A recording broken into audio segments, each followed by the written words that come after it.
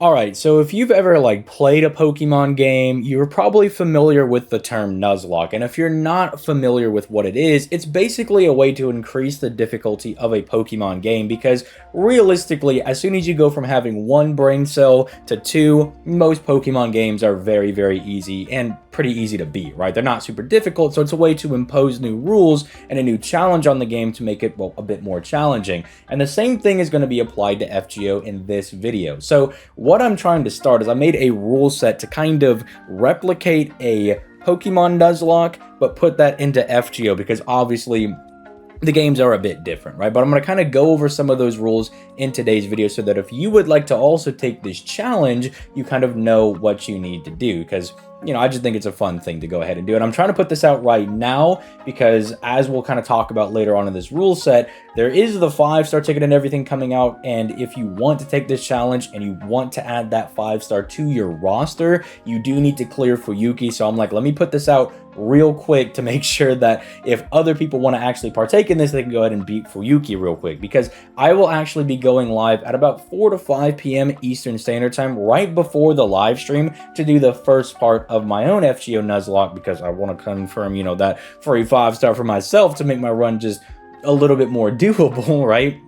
And so I'm going to be going live and I want to make sure that you guys also know that you can take advantage of this as well. So let's go ahead and start diving into some of these rules. So first and foremost, the main thing that makes this a Nuzlocke is that if you lose a servant, you either have to burn them or put them in your second archive. Now, the reason I'm allowing you to kind of put them in your second archive as opposed to not having to burn every single servant is that when you're doing, say, a Pokemon Nuzlocke, you don't necessarily have to release all of your mons. You can put them in your box so you can kind of see the comrades you've lost along the way, for lack of a better term, right? And so if you want to do that and you don't want to kind of completely destroy any account you got, or you don't want to like burn a potential 4 or 5-star that you pulled along the way, I understand. You could put them in your second archive and kind of use this as a way to kind of see guys that you have lost. But yeah, that is the main whole rule, is that once you lose a servant, they're gone. There's a few exceptions here. I have allowed one safe area for you to kind of go in and farm at, and that's just going to be your dailies, right? That being your EXP things, your QP dailies, and then, you know, the class dailies over here. Because starting a new account can be a little bit tedious, and I don't think, and if you want to impose this rule on yourself, if you don't want these to be safe spaces for you, that's completely fine. But I just think that starting a new account, even with the new tutorial missions that help out newer players and kind of give you some EXP cards, a little bit of QP and, you know, resources here and there, it can still be a little annoying to start a new account and kind of get the materials you need. And I just don't want to add like, oh man, I need like a little bit of EXP to finish leveling up my Lubu or something. And like, oh, well, never mind, he's actually dead. Like, I understand that in, say, a Pokemon Nuzlocke that you can lose your mons while grinding and everything, but this is a little bit more annoying based on how FGO functions, so I'm kind of just giving people this a little bit of a safe space. This does not apply to anywhere else, though. Like, if you want to do, like, an event or something, especially this is very relevant because we have a lotto potentially coming up over on the NA version of the game. That is not fair game. If you want to go in there and you want to reap the rewards of an event, because that can really charge up the strength of your account very rapidly, you're going to have to take the risks that are associated with that. Maybe you're not able to farm the best lotto node because you don't want to actually lose your guys, right? It adds a little bit of a layer to that as well. So I think that's very, very interesting. Some exceptions, though, is that if there is, like, say, a forced death in the story, I'm not going to count that against people. I'm not going to say, oh, well, sorry, this guy said he's just going to auto-clear all of your guys. That's it. Rip, rest in peace, bozo. Those guys are just gone. If you want to be really intense and really challenge yourself, and you kind of want to fit in with the theme of, like, oh man, we gotta like leave people behind to kind of finish the journey, kind of like Lost Spell 5.1, I guess, if you kind of want to take on that theme, you can say like, all right, I brought these 3 servants specifically just to lose them because this fight has an auto loss in it. I think that's a little intense, but if you want to make it difficult for yourself, by all means do that. This can or cannot apply to specific fights like Goetia, because technically you can get around the like big NP that he does like on turn 1, right? There are ways to kind of get around that nowadays.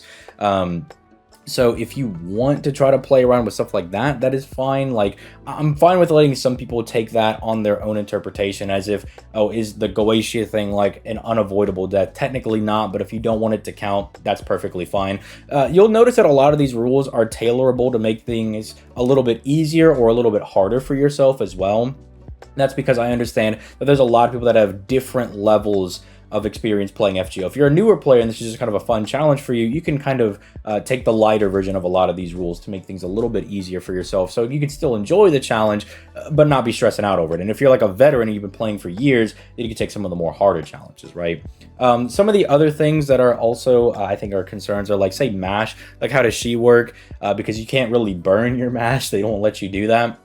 There's a few ways you can apply this. You can have mash function the same way, where she's a one and done servant. Once she's beaten, you just can't use her anymore outside of like forced story support. There's nothing we can do about that, unfortunately, but you can do that, or you could just use mash as kind of like a freebie. I myself will probably just use mash as a freebie, to be honest, just because I don't want to be super stressed out all the time doing this run. I want to give myself a little bit of a leeway, but for something like that, you can kind of apply that to yourself, right? So that's kind of like generally rule number one, how that all works. Rule number two, I feel like I don't have to say this. There's a lot of like gray area that I'm allowing people to adapt their own type of Nuzlocke in here, right? But rule number two, I do think is something that does have to be said.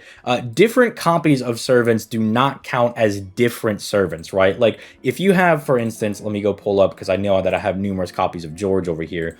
If you have numerous copies of George, once you lose one George, you've lost access to George forever, right? This makes servants like Arash or Chen Gong very interesting, to say the least, right? Because once you kind of like use it, especially like Chen Gong might be one of the worst servants for this challenge, but once you lose that copy of a servant, in practice, you're not able to use them anymore. Again, if you are like a very new player and this is very stressful for you, I'm fine with you being like, okay, you've lost like your main copy of Lubu, maybe you burned it, maybe you threw him in the second archive, but if you pull another one, you can use that one, right? If you kind of need the, I don't want to say training rules because that feels really mean, but if you need that to kind of make it a bit more doable for yourself, I think that's fine. But I think in general, you should count the one copy of the servant as the only one you get. Now, you could still try to NP5 them, right? Like, if you pull numerous copies of Ku, you could still combine them and everything, but once you lose Ku, he's done, right? It's done so.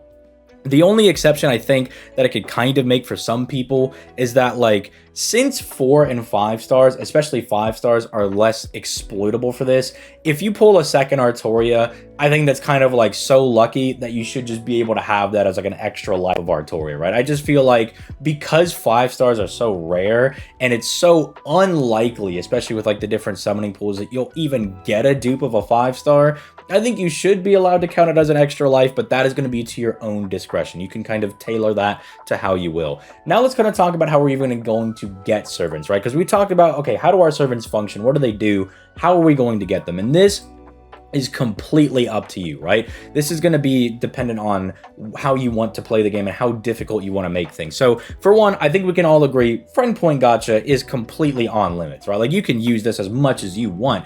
It is free reign. You know, this is probably the most free thing that you're able to do. You use your friend points, you get all your servants, bada boom, bada bing, it's all good. This is where things get interesting. Now, me, myself, I'm just going to be using the story gacha, right?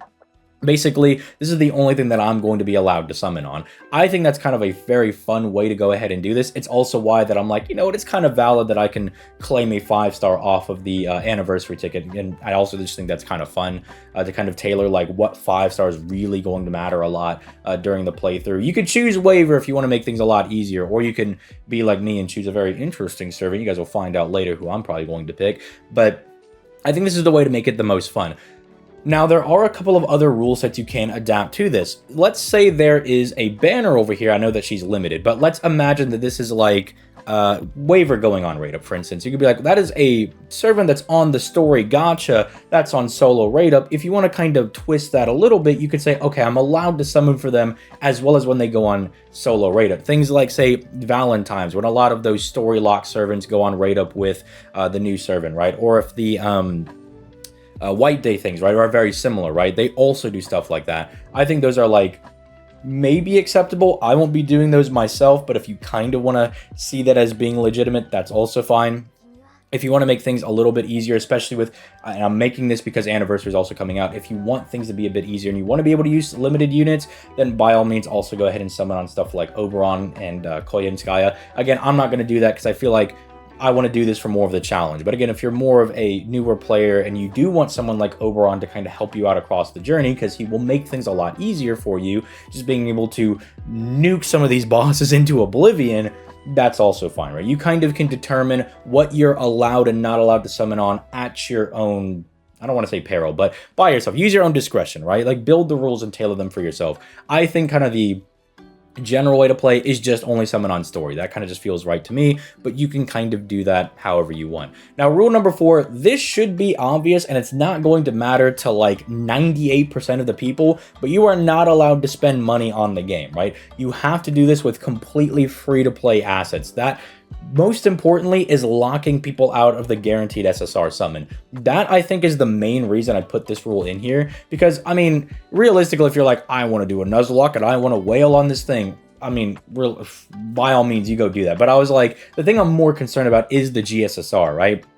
Because that guarantees that you're going to get one 5-star servant, and 5 stars are going to be very good for this because they have higher base stats. But even then, you could pull like an extra class person, which you're really not going to have a whole lot of access to over here. And even say someone like Ruler Artoria, who's not considered to be like the most broken, crazy servant of all time, but her being a ruler means that she is really, really tanky, but she's also got like a battery and stuff. She can kind of pseudo support the team with the card shuffle on the second skill. You might view a servant like that, that's not normally good in standard gameplay, as being a bit better, right? And that's kind of where I'm like, maybe the GSSR is a little bit too much, but being able to pick one of the 5 stars for Anniversary, maybe some people are like, no, I don't like that very much. Then just don't play with that rule, right? If you don't like the rule of being able to pick up someone with, say, an SR ticket when that eventually comes out, then just don't play with that rule. Just don't use it, right?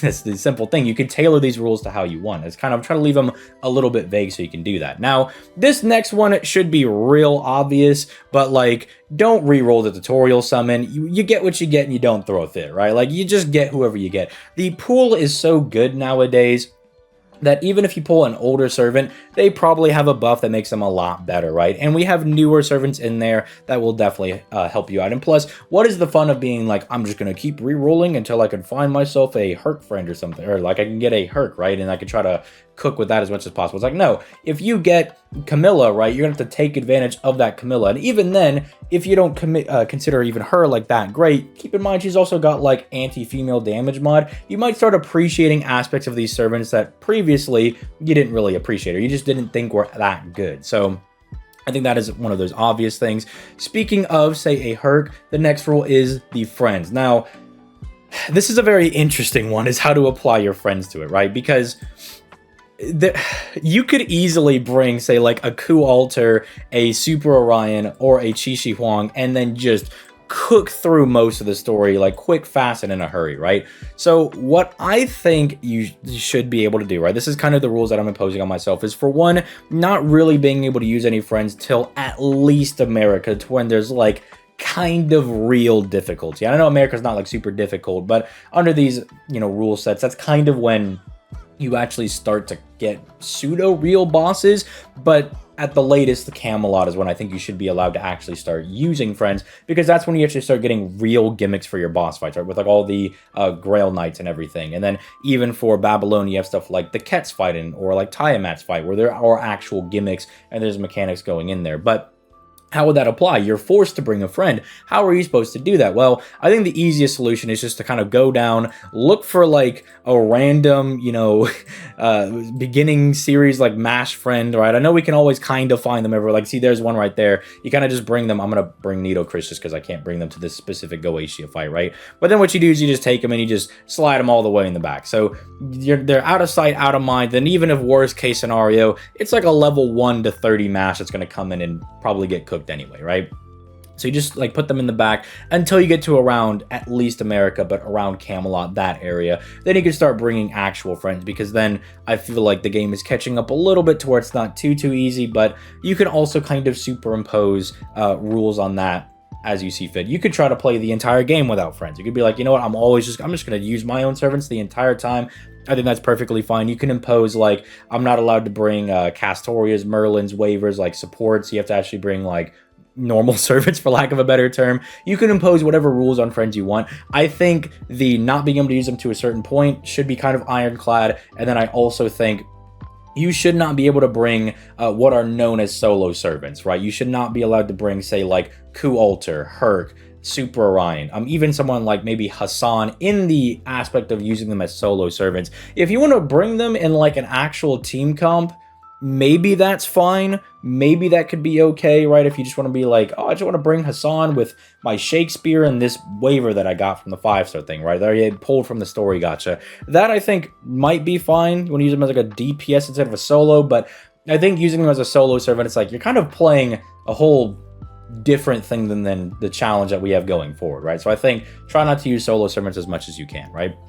Then we move on to command spells. How do those function under this rule set? Because command spells are very, very strong, but how do they function? Well, for one, you can just have them function as per usual. Just don't use the 3 command spells to revive all your guys. I think that's very obvious. Once your guys are gone, they're gone.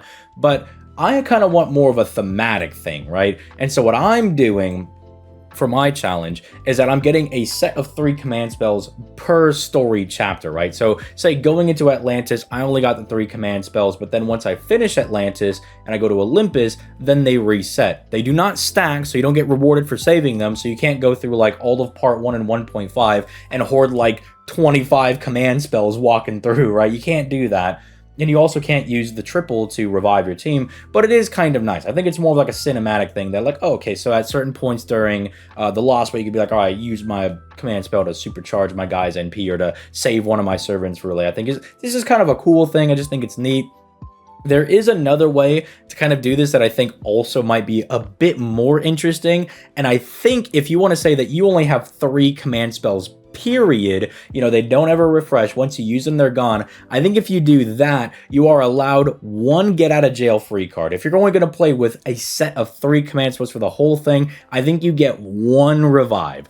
I think that's it. I think that's kind of fitting. Maybe best case scenario, you get 2 revives. If you get like 1 set of command spells for part 1 and 1 set of command spells for part 2, you can kind of play around with that as you want. But I think that is a very interesting way to kind of interact with your command spells. So kind of use those how you see fit, right? Then moving on to CEs, right? Because next we got CEs. We got a little bit more to cover, but we're almost done. So CEs, there's a few ways that I think you could actually cover these. I think for one, though, you should only be allowed 1 copy of a CE, right? Like, I don't think you could run around with, like, 300 K-scopes, right? Not that that's really going to be a problem unless you're, like, the luckiest man alive, but I think if you have 1 K-scope, you get 1 K-scopes out of it. You can maximum break them, obviously, if you want to do that. I think that's totally fine. If you're like, oh, yeah, I want to go ahead and just maximum break this, I think that's cool. But you only get 1 copy, right? You can only have 1 of each. You know, you maximally break your K-scope, no more of that. This is more to not prevent the high rarity CEs, but actually to more prevent some of the lower rarity CEs that are actually kind of helpful.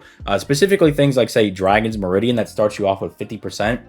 This could be very powerful for one of these more low to the ground type challenges because you get a free 50%. And with how even some of the older servants are getting better and better, they will love stuff like this, right? Like stuff like this will be really good. We're even getting some of the new better 4-star CEs. I want to see if I actually have any of them. I'm not going to go digging for them, but even that, yeah, like Imaginary Element, for instance, we have like stuff like this that are like, you get a 50% starting charge and you get like a 20% buster buff, right? Like some of that stuff can be really, really strong as like a 4-star CE, and I don't think you should be running around with a bunch of those. Now, how else you could play this that I think is real interesting is you could almost treat them as equip items, and you don't have to take this part of the challenge, but I definitely think it makes things a lot more stressful. I'm not so sure if I want to do it myself, frankly, but if the servant that has a CE equipped to it dies, not only do you lose the servant, but you also lose the CE. That might make things a little too stressful, I think. But if you are down for that, I think that is a very funny thing to go ahead and impose on yourself as well. Now, there's a lot of other stuff that I have not covered, like what about command codes? What about faux pas? What about grails? What about all this other stuff? I think those you can just allow yourself to use or not use at your own discretion, right? Like, I think I've kind of laid out enough of the rules that if you're like, well, but what, how does this function? It's like, all right, little Timmy. Yeah, I think I've given you enough of an outline that you could figure out how you want to apply other things in here, right? Like, we've kind of gone over all of the main things, right? And if there's anything left out, you should be able to piece those little bit of the rules together for yourself and tailor them to your own run. And so what I'm really looking forward to is I'm looking forward to seeing like people in my Discord that might take this challenge, and other people taking it. I'm curious to see like who is going to be their MVPs and everything that they're going to run with. Who are the guys that they're going to grail, right? Because I've done a soft trial run just to kind of go through the first couple of singularities, just to kind of gauge some of the difficulty and whatnot and see if I'm going to get absolutely mopped up or not.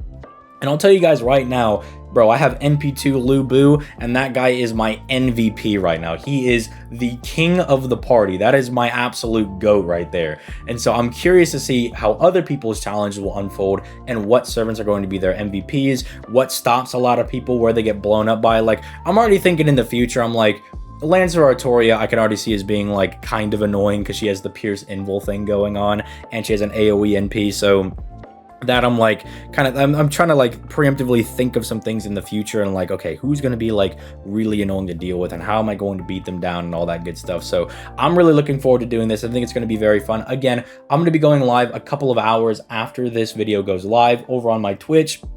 We'll go through for Yuki, kind of clear some of the first couple of chapters, see who we get on our like tutorial summon and all that interesting stuff, and then we'll kind of start that in actual earnest. Now, after that, I'm going to start streaming my runs for the FGO Nuzlocke over here on my YouTube. I'm thinking about like every other Saturday, Sunday-ish, around the time that I would normally stream on my Twitch. That's 6 p.m. Eastern Standard Time.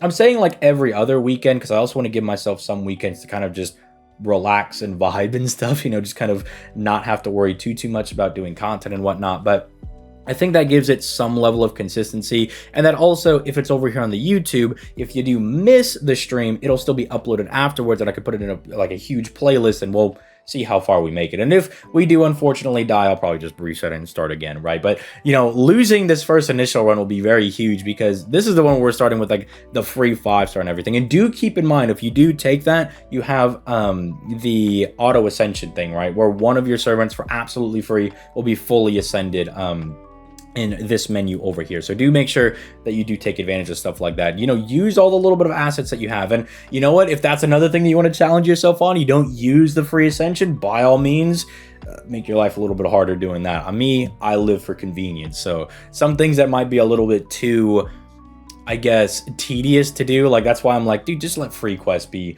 a safe zone for people, because I don't want to be stressing out over here and having to do like the baby ones over here and slowly working my way up to the 5-star CEs over here. I'm like, nah, dude, I'm just gonna run in there and farm EXP cards. It's too annoying. But let me know your guys' thoughts in the comments down below, and let me know if you are going to be taking on the ZTL Nuzlocke challenge. I'm really looking forward to it. And I'm looking forward to see just what servants are going to come out as a lot of people's favorites and what servants people are going to hate going forward. I imagine there's going to be some boss fights, specifically in the Lost Belts, that are going to draw more ire from people than normal because of, how annoying they might be in a setting like this. But with all that being said, I'm going to go ahead and get out of here. You guys have yourselves a nice day, and I'll catch you guys in a couple hours. Peace.